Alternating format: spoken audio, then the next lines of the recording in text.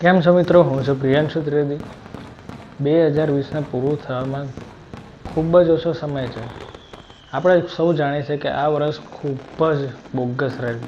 ચોખ્ખું કહીએ તો ઘણા લોકોના મોત થયા, ઘણા લોકોને કોરોના કેસીસ, આખું વિશ્વ સંક્રમિત થઈ ગયું અને જેનાથી આપણે સૌ અનુભવિત છે. ઘણા બધા લોકોએ ઘરમાં બેસી રહેવું પડ્યું. જો કે 2020 એક રીતે જે લોકો પોતાની સ્કિલ ડેવલપ કરવા માંગે છે એ લોકો માટે ખૂબ જ સારું હતું. લોકોએ ઘરે રહીને પોતાની સ્કિલને ડેવલપ કરી, કોઈ મ્યુઝિશિયન તરીકે પોતાની ઓળખ ઊભી કરી, કોઈકે ફોટોગ્રાફર તરીકે ઓળખ ઊભી કરી, તો કોઈકે ડાન્સર તરીકે પોતાની ઓળખ ઊભી કરી. તો આ રીતે 2020માં લોકોએ પોતાની આવડત ઊભી કરી છે. તો એક રીતે જોવા જઈએ તો ખૂબ જ આમ નિરાશાજનક. જોકે એમ કહેવામાં આવ્યું હતું કે 2020માં ગાડીઓ પણ ઉડશે, પણ આ વખત તો પ્લેન પણ બંધ થઈ ગયા. એટલે 2020 ખૂબ જ ભયાનક વર્ષ રહ્યું, જેનાથી આપણે ખૂબ જ દુઃખી થયા. ઘણા લોકો પોતાના જીવ પણ ગુમાવ્યા છે. એ લોકોને પણ હું શ્રદ્ધાંજલિ આપું છું.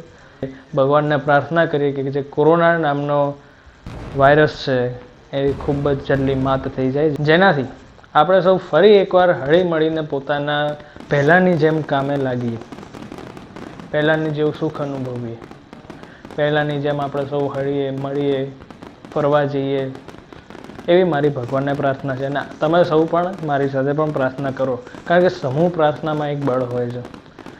જો કે 2020માં આપણે ઉકાળા પર નિર્ભર રહ્યા, નાશ પર નિર્ભર રહ્યા. પછી વારંવાર આપણે બહારથી આવીએ અને તરત જ નાવા જતા રહેવાનું.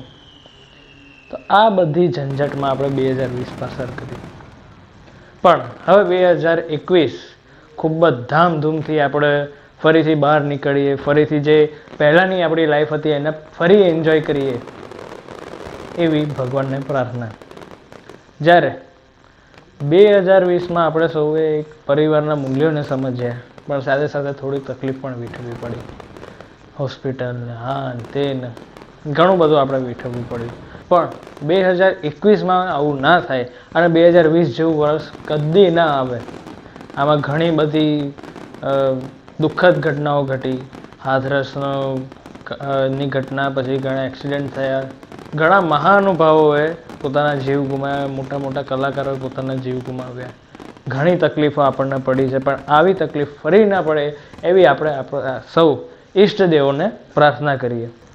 મિત્રો, આપણે આપણા માર્ચ 2020 પછીનું આખું વર્ષ કોરોના સાથે, માસ્ક સાથે, પીપીઈ કિટ સાથે, ઉકાળા, નાશ એ બધા સાથે આપણે વિતાવ્યું છે. 2020 દરમિયાન આપણને આપણા આયુર્વેદની તાકાત શું છે એની આપણને ખબર પડી છે. આપણા આયુર્વેદ જે નુસ્ખાઓ છે, ઉકાળા, નાશ, એ બધાને કારણે ઘણા દર્દીઓ સાજા થયા છે. અને જે અત્યારે વેક્સિનની શોધ થઈ રહી છે, એ વેક્સિન ખૂબ કારગર નીવડે, જેનાથી આપણે સૌ મળીને કોરોનાને માત આપી શકીએ. એ ભગવાન અમને સૌને તથા આપને શક્તિ પ્રદાન કરે અને ફરી આવો કોઈ પણ જાતનો રોગ આવે નહીં, એવી આપણે પ્રાર્થના. જોકે આના પહેલાં ઘણા બધા રોગનો આપણે સામનો કર્યો છે. પ્લેગ જેવા સૌથી મોટામાં મોટા રોગનો સામનો કર્યો છે, તો આપણે કોરોનાનો સામનો કેમ ના કરી શકીએ? સ્વાઇન ફ્લૂ, પ્લેગ, એવા ઘણા બધા રોગો આપણે જોયા છે. તો એનો સામનો જો આપણે કર્યો છે, તો કોરોનાનો ના કરી શકીએ? આપ સૌ માસ્ક પહેરો, તેમજ સરકારના વિવિધ નિયમોનું આપ સૌ પાલન કરો. પોતાનું અને પોતાના સ્વાસ્થ્યનું તેમજ પોતાના પરિવારનું ધ્યાન રાખો. તો આની સાથે 2021ને આવકારતા હું પ્રિયાંશુ ત્રિવેદી અમારા સૌ પરિવારજનોને તેમજ મારા દરેક ગુરુજનોને અને મારા દરેક ભાઈબંધોને નવા ઈસવીસન વર્ષની શુભકામનાઓ પાઠવું છું. ફરી મળીશું એક નવા ઉત્સાહ સાથે, એક નવા ઉમંગ સાથે, એક નવા ટોપિક સાથે. ત્યાં સુધી ગુડ બાય.